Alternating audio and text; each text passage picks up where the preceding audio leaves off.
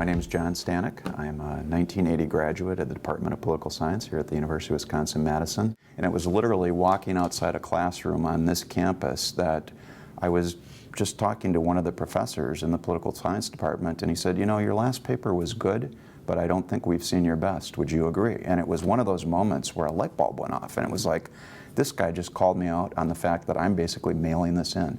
And I had wonderful professors at this world-class institution who inspired me to do my very best, and that's been something that's carried with me throughout my life. When I went back to the Twin Cities, I spent a year in graduate school and then went to law school, and I worked in state and municipal government during the time I was in law school. When I was in law practice, I was involved in a number of community groups. I was politically active. That culminated with me running an incumbent governor's campaign in 1990. He lost his re-election bid, and I guess in an effort to make sure I was permanently eliminated from politics, appointed me a district court judge. You know, kids today and students, there's a lot of pressure on them and their parents, and some would call a liberal arts education into question whether it's practical.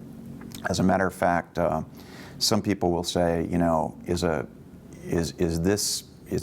liberal arts education going to give you what's necessary for you to compete in this century? I would submit a liberal arts education is essential to allow you to compete in the workforce in this century.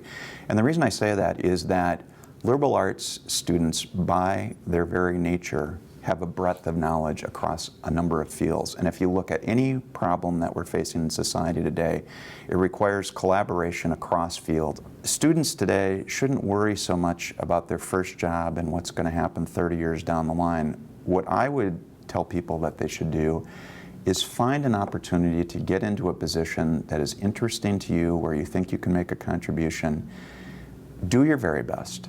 Be a team player. Acquire additional information. Get involved. Network.